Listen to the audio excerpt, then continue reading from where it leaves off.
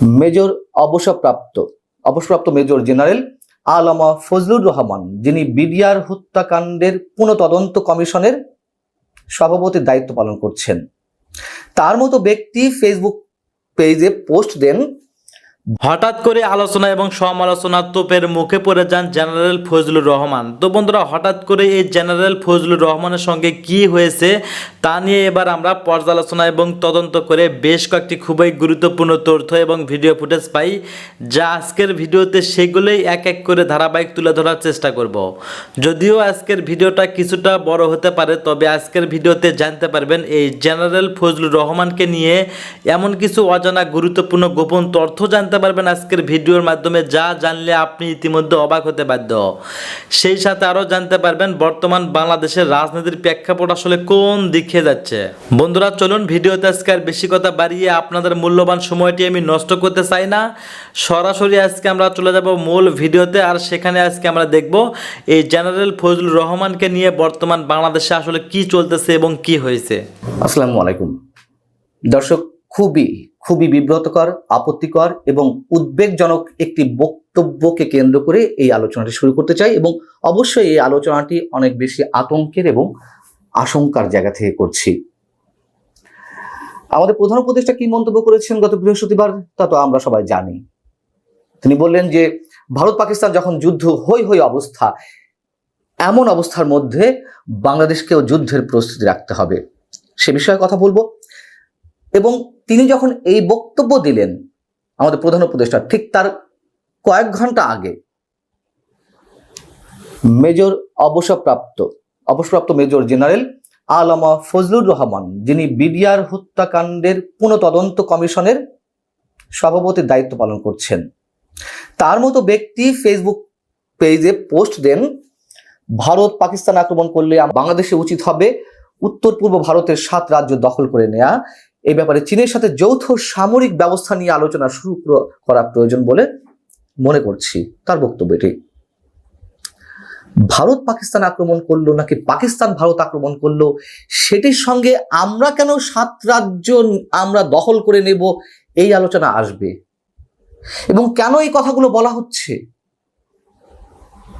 একটা যুদ্ধের কি খুব প্রয়োজন বাংলাদেশের জন্য বা বিশেষ কোনো গোষ্ঠীর জন্য, এবং সেই যুদ্ধের ডামাডোলের মধ্যে নিজের কোনো স্বার্থ উদ্ধারের কোনো সূক্ষ্ম ষড়যন্ত্র চলছে? এমন প্রশ্ন ওঠাটা তো খুবই প্রাসঙ্গিক। মেজর জেনারেল অবসরপ্রাপ্ত ফজলুর রহমান সাহেব, তাকে আমি নিজেও শ্রদ্ধা করতাম, তার সঙ্গে কয়েকবার টকশোতে আলোচনাও করেছি, এবং দুর্দান্ত সাহসী একজন ব্যক্তি, নিঃসন্দেহে স্বীকার করতে হবে।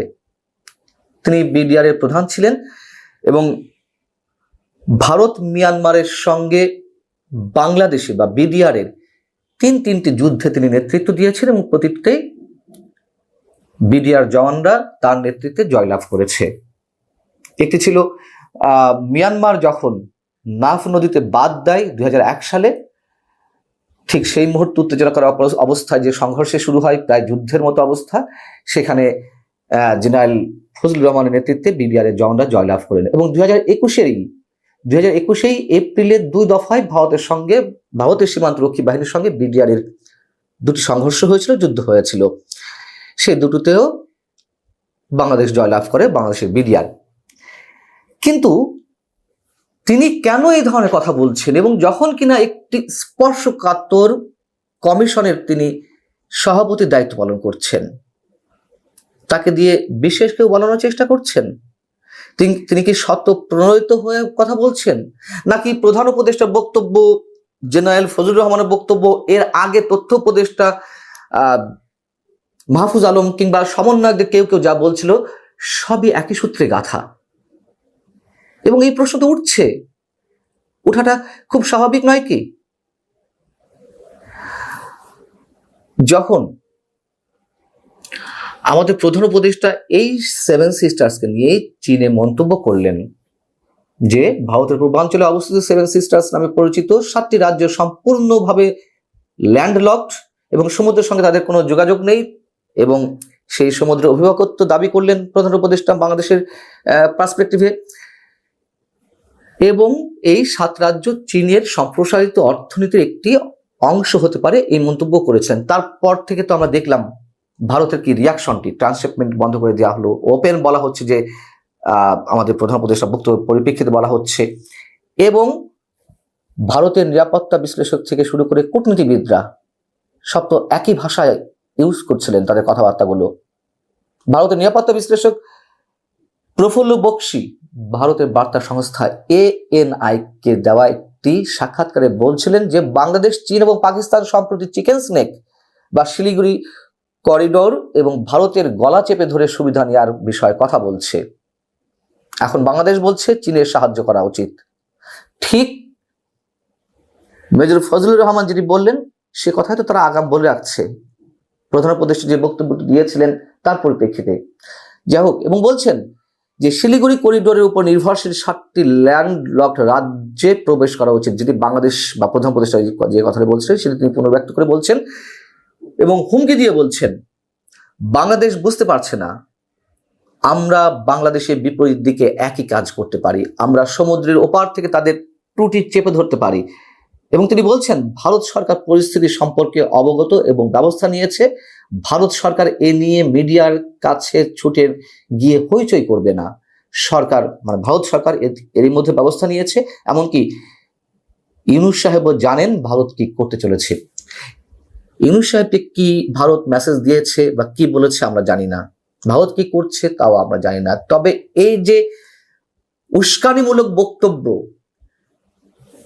কাছে গিয়ে পায়ে পাড়া দিয়ে ঝগড়া করার মতন ভারতও করেছে, এটা ভারতের বিষয়, আমরা সেই ক্ষেত্রে ভারতের সমালোচনা করছি, অসংখ্যবার করেছি, আবার যদি করে অবশ্যই সমালোচনা করবো, না করার তো কোনো কারণ নেই, এই দেশটা তো আমাদের। কিন্তু এই দেশের মানুষ হয়ে সেই পায়ে পাড়া দিয়ে একইভাবে ভারতের মতো কেন আচরণ করবে? কেন বারবার 7 অঙ্গরাজ্যকে, ভারতের এই 7 সিস্টার্সকে বারবার হুমকি দেওয়া হবে? ঠিক যে কাজটি করেছিলেন আমাদের প্রধান উপদেষ্টা শপথ নেওয়ার আগে। এবং আমাদের প্রধান উপদেষ্টা বৃহস্পতিবার যে মন্তব্য করলেন সেটি তো আরো উদ্বেগজনক। কেন আমাদেরকে যুদ্ধের পরিস্থিতি রাখতে হবে? এবং ভারত পাকিস্তান যুদ্ধ হলে কার পক্ষ আমরা নেব? কার পক্ষ হয়ে যুদ্ধ করব? তিনি কি বলেছেন যে এই পরিস্থিতির মধ্যে যদি যুদ্ধ প্রস্তুতি না রাখা হয় তাহলে সেটা হবে আত্মঘাতী, এবং প্রস্তুতি নিতে হলে অবশ্যই সেভাবে নিতে হবে, আধাআধি কোনো প্রস্তুতি নয়। অর্থাৎ আমরা কি যুদ্ধঙ্গেই মনোভাব পোষণ করছি? আমরা সম্পূর্ণরূপে যুদ্ধের জন্য প্রস্তুত হওয়ার সব আয়োজন সম্পন্ন করছি? আচ্ছা, এর আগে আরো তো কত সরকার ছিল, এবং সেই সরকারগুলোর সময় ভারত পাকিস্তানের এই উত্তেজনা, এই যে সাংঘর্ষিক অবস্থা, এই যে যুদ্ধরত অবস্থার সৃষ্টি তো কম হয়নি। কই, তখন তো বাংলাদেশ সরকারের পক্ষ থেকে কেউ এই ধরনের কোনো মন্তব্য করেননি।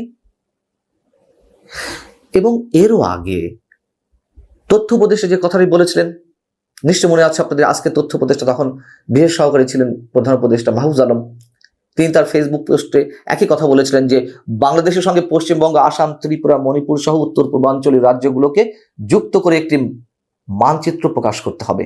মানে তিনি প্রকাশ করেছিলেন এবং সেই আশাবাদ ব্যক্ত করেছিলেন যে এরকম মানচিত্রের মতো আমাদের নতুন মানচিত্র করতে হবে।